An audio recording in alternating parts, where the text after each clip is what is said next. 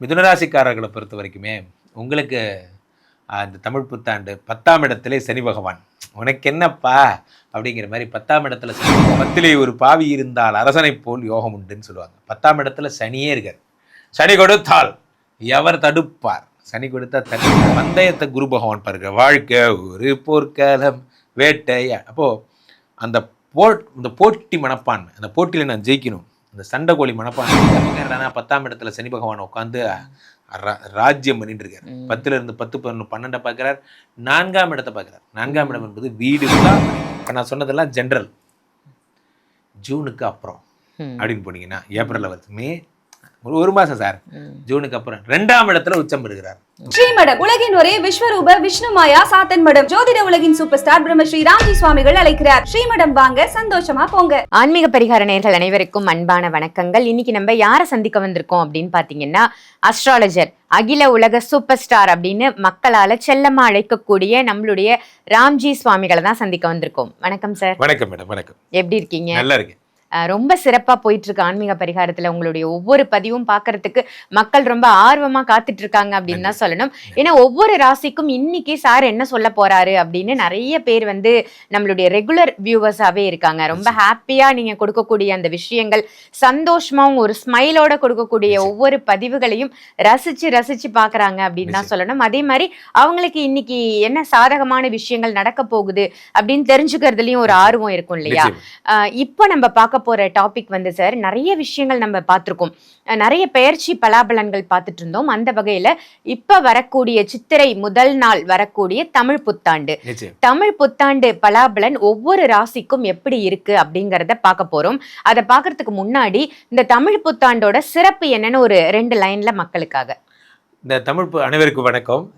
பெரும்பாலும் நான் மேடத்திட்ட கூட கேட்டிருந்தேன், எப்போ நம்ம தினப்பலன் பேச போகிறோம் அப்படிங்கிறதெல்லாம். ஸோ வகையில் இந்த ஆன்மீக பரிகாரம் சேனலில் எனக்கு ஒரு பெரிய வாய்ப்பு கிடச்சிது. உங்களெல்லாம் சந்திக்க இறைவனுக்கு நன்றி தான் சொல்லணும்.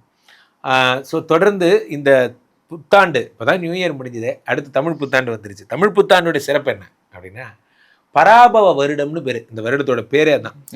இந்த பராபவ வருடத்தில் ராஜா வந்து குருன்னு பேசுகிறாங்க. அதெல்லாம் அன்னைக்கு நாள் தான் படிக்கணும், அதெல்லாம் சாஸ்திரம்.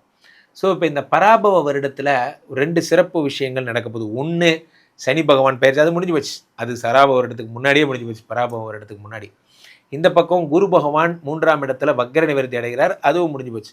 குரு பெயர்ச்சி வரப்போகிறது இந்த ஜூன் மாதம். அதுதான் ப்ளஸ்ஸான ஃபர்ஸ்ட் விஷயம், குரு பெயர்ச்சி. அவர் எப்போ வரார்? ஜூன் 1ஆம் தேதி வருகிறார். இந்த பக்கம் டிசம்பர் 6ஆம் தேதி ராகு பகவான் கும்பத்திலிருந்து மகரத்துக்கு போகிறார்.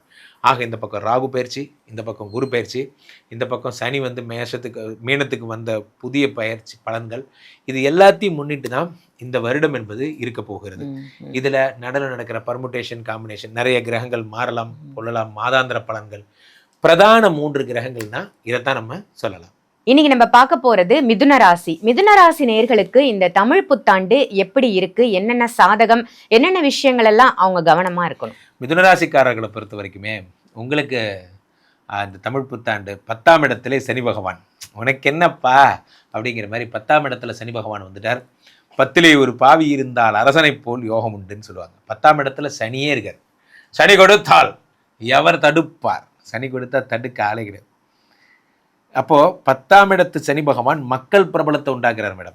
மிதுன ராசிக்காரர்கள் எல்லாம் வேர்ல்டு பாப்புலர் ஆக போகிறாங்க. மிதுன ராசிக்காரர்கள்லாம் பிராண்ட் ஆக போகிறாங்க. சும்மா சாதாரண இதெல்லாம் கிடையாது.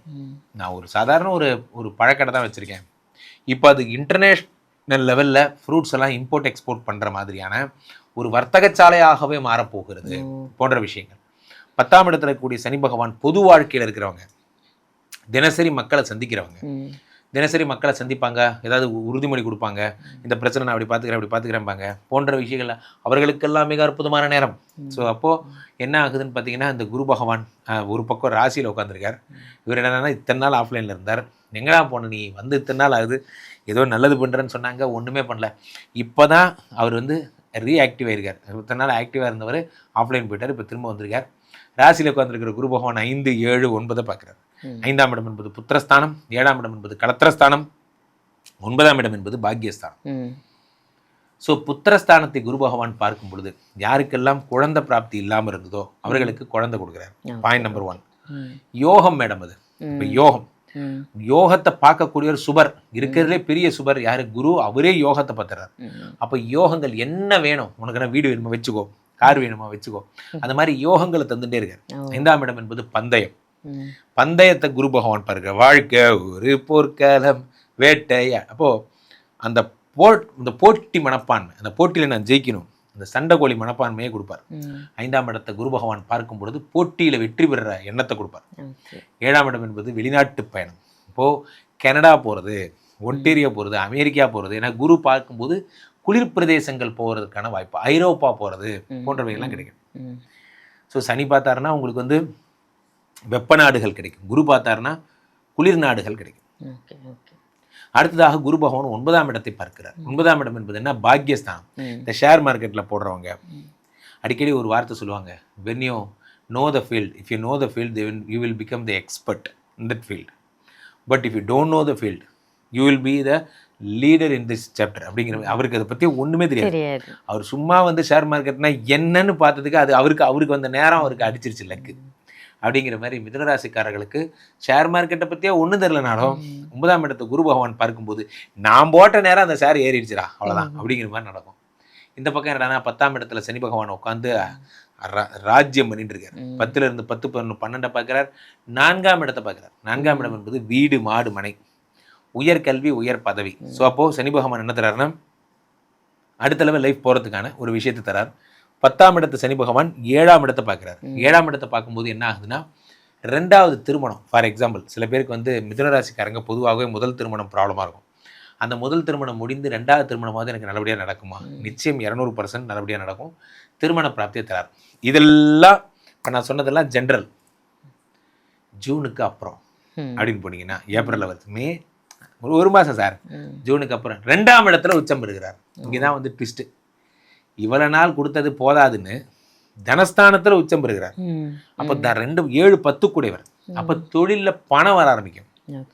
முன்னெல்லாம் நான் அடிச்சு ஓட்டுற மாதிரி இருக்கும், இப்பெல்லாம் சும்மாவே பணம் வருது அப்படிங்கிற மாதிரி டிஃபால்ட்டாகவே ப்ராடக்ட் சேல் ஆக ஆரம்பிக்கும். ரீச் வந்துடும். இந்த பொருள் உங்கள்கிட்ட தான் கிடைக்குதுங்கிறது ரீச் ஆகி மக்கள் தேடி வந்து வாங்கிட்டு போவாங்க. அதெல்லாம் நடக்க ஆரம்பிக்கும். 2ஆம் இடம் என்பது தனஸ்தானம். அடுத்ததாக 3வது விஷயம், டிசம்பர் 6க்கு அப்புறம் இங்கே தான் கொஞ்சம் ஒரு ட்விஸ்ட்டு. என்ன அப்படின்னா அப்படியே வந்து ராகு கேதுக்கள். ராகு என்ன பண்ணுறார், அப்படியே மகரத்துக்கு வந்துடுறார். கேது பகவான் கடகத்துக்கு வந்துடுறார். இந்த டிசம்பர் 6க்கு அப்புறம் 2ஆம் இடத்து கேதுவும் 8ஆம் இடத்து ராகும். இது நீங்கள் ப்ராப்ளம்னு நினைக்கிறவங்க ப்ராப்ளம். எப்படின்னா 2ல் கேது 8ல் ராகு, காலசர்ப்ப தோஷம் வந்துருச்சு அப்படின்னு சில பேர் நினைப்பாங்க. ஆனால் அதில் என்ன ஒரு ட்விஸ்ட்டு, ஒரு கடவுள் கொடுக்குற பாயிண்ட்னா குரு கேது சம்பந்தம்னு ஒன்று இருக்குது. குரு கேது சம்பந்தமா கோடீஸ்வர யோகம்னு அர்த்தம். மிதுனராசிக்காரர்களுக்கு 2ஆம் இடத்துல குருவும் கேதுவுமாக சேர்ந்து 2ஆம் இடத்துல இருக்க போகிறார்கள். இவ்வளவு பணம் போதுமா அப்படின்னு அப்படியே அடிச்சு கொடுப்பாங்க, கட்டுக்கட்டா கொடுப்பாங்க. அந்த மாதிரி ஒரு சர்ப்பதோஷம் கூட உங்களுக்கு கன்வெர்ட் ஆக போகுது. ஆக அடுத்த 2027 வரையிலே இந்த மிதுனராசிக்காரர்கள் காட்டில் மழை. சூப்பர், அடிச்சது ஜாக்பாட் அப்படின்ற மாதிரி. மிதுனராசி காட்டுல மழை அப்படின்னு சொல்லிட்டீங்க. வெளிநாடு போவாங்கன்னு சொல்லிட்டீங்க, தங்கம் சேர போகுது சொல்லியிருக்கீங்க, சொல்லாத விஷயங்களே இல்ல, திருமணம், குழந்தை பாக்கியம் எல்லாமே வரப்பிரசாதமா சொல்லிட்டீங்க. எந்த விஷயத்துல இவங்க வந்து ரொம்ப கவனமா இருக்கணும்? ஒரே விஷயம், வண்டியே ஓட்டக்கூடாது. 2ஆம் இடத்துல இப்போ 8ஆம் இடத்துல ராகு வர்றதுங்கிறதும் ஆக்சிடென்ட் ஆகுதுங்கிற வார்த்தையும் ரெண்டும் ஒன்று தான், ஒரே பொருள் தான். 10ஆம் இடத்துல சனி பகவான் இருக்கும் பொழுது கூடவே ராசியாதிபதி புதனும் சேர்ந்து இருக்கிறார். அப்படிங்க அது 1000 தான் இருந்தாலும் அது பாதகாதிபதி குருவனுடைய வீடு. அப்படிங்கும் போது நான் ஒரு அர்த்தத்துல பேசினேன் சார், அதுக்கு ஒரு வேற அர்த்தம் கற்பிச்சுட்டாங்க. சாதியை பத்தி நான் பேசவே இல்லை, நான் வேற ஒண்ணுமோ ஒரு வார்த்தை சொன்னேன், அதுக்கு யாரோ ஒருத்தர் கூட்டத்தில் இந்த மாதிரி கிளப்பி விட்டாங்க. அந்த போன்ற நான் பேசாத வார்த்தைகள் அதுக்கு வந்து எனக்கு ஒரு ப்ராப்ளமா வர்றதுக்கு ரொம்ப சான்ஸ் இருக்கு. முக்கியமா ஒருத்தருடைய தனி மனிதனை பத்தியான விமர்சனங்களை அவர்கள் தவிர்க்க வேண்டும். ஓகே, வார்த்தைகள்ல ரொம்ப கவனமா இருக்கணும்.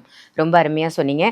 எனக்கு எல்லாமே நிறைய நல்ல விஷயங்கள் நடக்க போகுது, டில் டிசம்பர் வரைக்கும் ரொம்ப ஹாப்பியா தான் இருக்க போறேன்னு இருந்தாலும் ஒரு சின்ன பிராயச்சித்தம் இல்ல ஏதாவது பரிகாரம் நான் பண்ணிக்கலாமா அப்படின்னு கேட்கக்கூடியவர்களுக்கு இவர் கண்டிப்பா கேதுவுக்குரிய பரிகாரம் பண்ணணும். 2ஆம் இடத்துல கேது வர்றார்.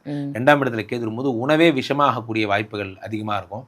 ஸோ இவர்கள் பிள்ளையாரை பிடிக்கணும், பிரத்யங்கரா தேவியை பிடிக்கணும், பிள்ளையாருக்குரிய அருகம்புல் சாத்தி பிள்ளையார் கணபதியுடைய வழிபாடை தொடர்ந்து பண்ணணும். ஒவ்வொரு ஞாயிற்றுக்கிழமையும் கணபதி வழிபாடு செய்ய செய்ய அவர்கள் வாழ்க்கை முன்னுக்கு வரும்.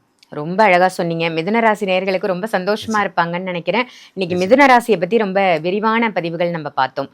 ரொம்ப அழகா இந்த ராசிக்கான பலாபலன்களை தமிழ் புத்தாண்டு எப்படி இருக்கு அப்படின்னு ரொம்ப அருமையா சொன்னீங்க சார். நன்றி. நன்றி.